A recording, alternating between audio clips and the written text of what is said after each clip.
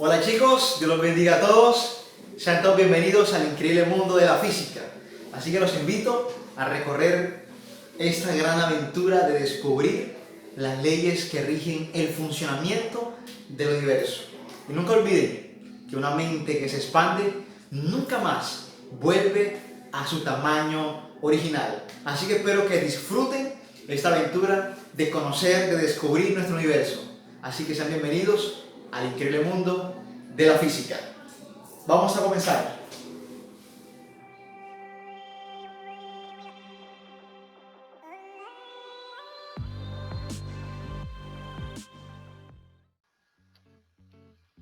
Hola chicos, sean todos bienvenidos al mundo de la física. Hoy aprenderemos acerca de las mediciones y la importancia que tienen estas en el mundo de la ciencia. ¿Y por qué son importantes? Bueno, básicamente porque las mediciones son el distintivo de una buena ciencia. Cualquier ciencia que sea exacta, que sea profunda, que sea precisa, se caracteriza por las mediciones. Y lo que conozcas acerca de algo suele relacionarse con lo bien que pueda medir. De hecho, el famoso físico del siglo XIX, Lord Kelvin, dijo lo siguiente. Dijo, con frecuencia digo que cuando puedes medir algo y expresarlo en números, quiere decir que conoces algo acerca de ello. Cuando no lo puedes medir, cuando no lo puedes expresar en números, tu conocimiento es insuficiente y poco satisfactorio. Puede ser el comienzo de un conocimiento, pero en cuanto a tu pensamiento, apenas has avanzado para llegar a la etapa de la ciencia, cualquiera que ésta sea. Aquí observamos la importancia que tienen las mediciones para el mundo de la ciencia y sobre todo para la física, que es una ciencia exacta. Cabe resaltar que las mediciones no son algo nuevo. De hecho, las mediciones científicas se remontan a la antigüedad, ya que por ejemplo en el siglo III a.C. se realizaron mediciones bastante exactas de los tamaños de la Tierra, la Luna y el Sol, así como de las distancias entre ellos. De hecho, fue en Egipto donde Eratóstenes, geógrafo y matemático, midió por primera vez la circunferencia de la Tierra, aproximadamente del año 235 a.C. O sea, Eratóstenes era un tipo brillante, sin tecnología, sin computadoras, sin teléfonos celulares, sin satélites. Midió la circunferencia de la Tierra. Solamente contaba con la mejor herramienta con la que podemos contar, nuestra inteligencia y nuestra curiosidad por descubrir este vasto universo. De igual forma, en Egipto existió un hombre llamado Aristarco. En el año 240 a.C., Aristarco fue el primero en afirmar que era el Sol el centro del universo y no la Tierra como se creía equivocadamente. De igual forma, Aristarco midió en forma correcta el diámetro de la Luna. Y no solamente eso, sino también la distancia entre la Tierra y la Luna. Algo increíble. ¿Pero cómo lo hizo? Bueno, en este curso lo descubriremos. Sigamos. Todo esto nos lleva a la siguiente conclusión, que desde la antigüedad el ser humano descubrió que se puede medir cualquier propiedad de la materia que sea posible cuantificar.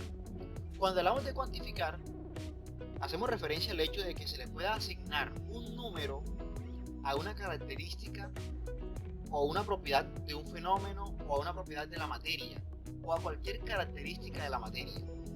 Eso hace referencia, eso es lo que quiere decir cuantificar. Entonces vemos que desde la antigüedad el hombre emprendió por hacer medidas y por comprender los procesos y fenómenos que tienen lugar en la naturaleza. Y esta comprensión está directamente relacionada con la capacidad para medir, sean propiedades o sean características de la materia o de los fenómenos. De hecho, desde los tiempos bíblicos de Noé, ya el hombre tenía noción de las mediciones. Vemos en el pasaje de Génesis capítulo 6, versículo 15, que Dios le da la siguiente instrucción a Noé. Dios le dice, y de esta manera la harás, de 300 codos la longitud del arca, de 50 codos su anchura y de 30 codos su altura. Aquí vemos cómo Dios le da instrucciones claras y precisas a Noé acerca de las dimensiones del arca. Pero vemos que Dios le habla acerca de 300 codos, 50 codos, 30 codos. Entonces eso nos lleva a preguntarnos, ¿pero qué es un codo? Bueno, en este caso un codo es la unidad de comparación o la unidad de medida. De hecho, en el tiempo antiguo, en la antigüedad, se utilizaba como patrón de medida ciertas partes anatómicas del cuerpo, y una de ellas era el codo.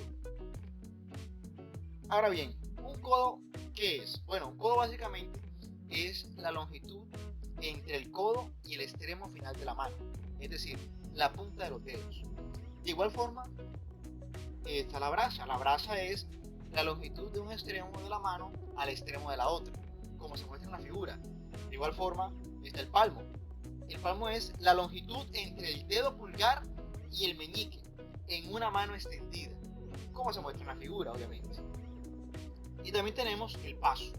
El paso es la longitud recorrida en cada movimiento al andar.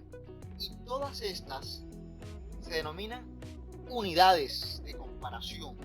Es decir, son el patrón de referencia a partir del cual el hombre realizaba medidas. Sin embargo, estas características o estas unidades de comparación se caracterizan en algo, y en que la mayoría son anatómicas. Otra característica que podemos ver es que esto nos indica que las personas en la antigüedad, las primeras magnitudes que emplearon fueron la longitud y la masa. Y aquí observamos que para la longitud se utilizaron como unidad de comparación tamaño de los dedos, longitud del pie, el tamaño de la distancia entre el codo y la punta de los dedos. Más que todo las unidades de comparación eran anatómicas. Sin embargo, esto con el tiempo fue avanzando.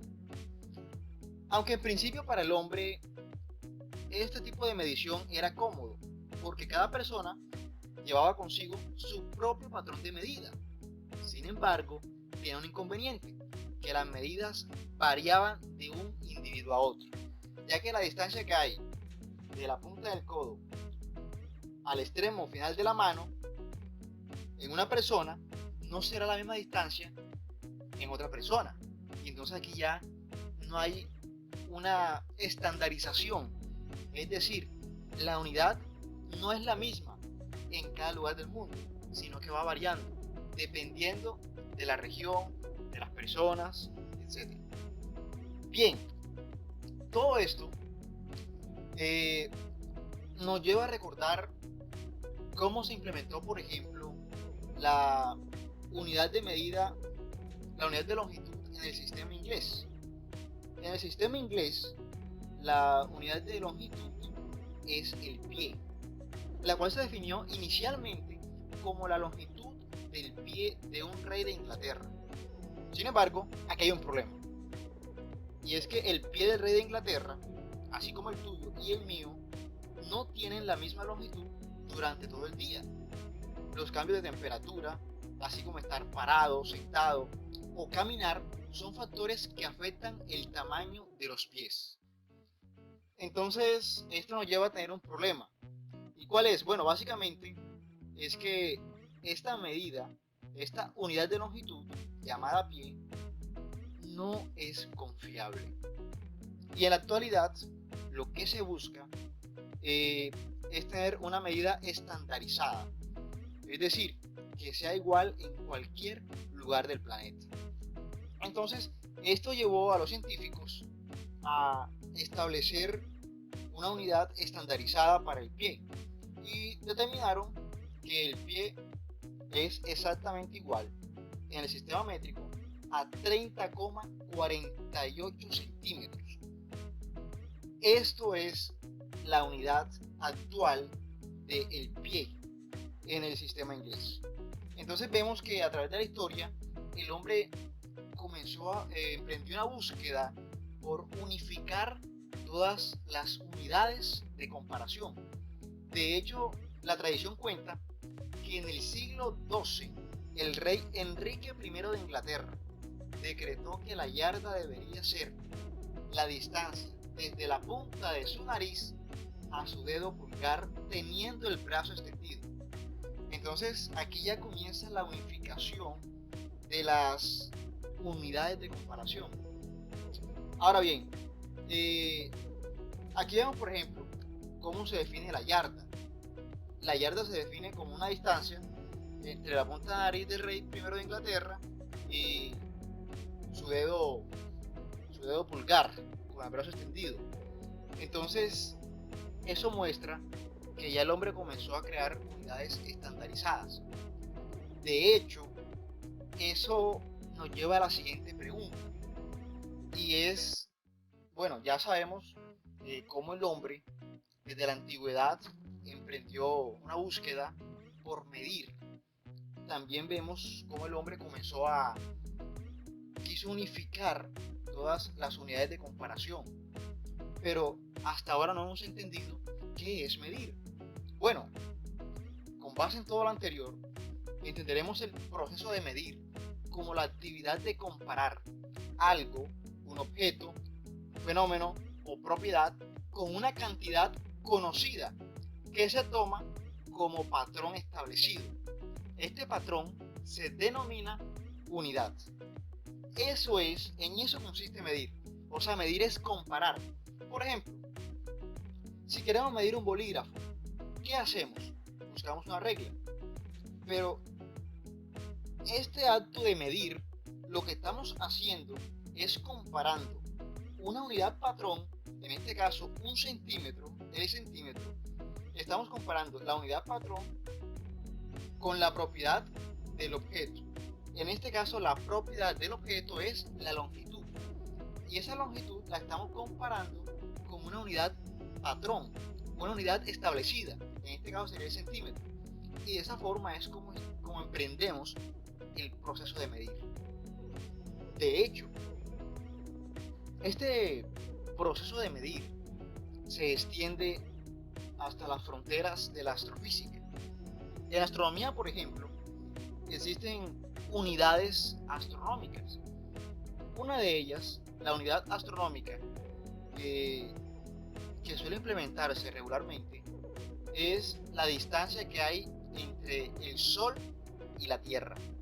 Esa distancia entre el Sol y la Tierra es lo que se conoce como una unidad astronómica, ya que a nivel astronómico, en el campo de la astronomía, las distancias son exageradamente grandes, son distancias colosales, ya que para medir, digamos que la distancia que hay entre la galaxia más cercana a nuestra galaxia, que es la Vía Láctea, es una distancia exageradamente grande, y para ello la unidad que implementan es la conocida unidad astronómica. Entonces vemos cómo la medición es importante, y la medición está involucrada en todos los fenómenos naturales que observamos. Es decir, la medición la utilizamos y la implementamos desde lo micro hasta lo macro, desde lo microscópico hasta lo macroscópico, para medir constelaciones, galaxias, distancias entre galaxias, distancias entre constelaciones, distancias entre estrellas. Utilizamos una unidad de medida, en este caso la unidad astronómica.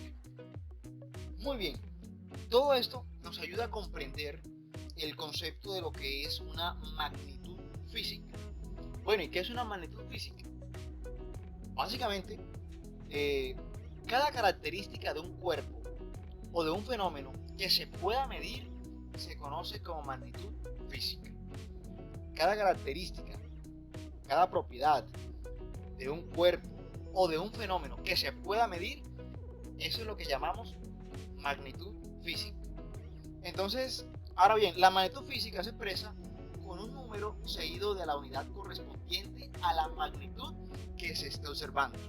Es válido aclarar eso. Ahora bien, Las magnitudes físicas se clasifican en fundamentales y derivadas. Bueno, ¿cuáles son las magnitudes fundamentales? Son aquellas que están definidas en forma independiente de cualquier otra magnitud física.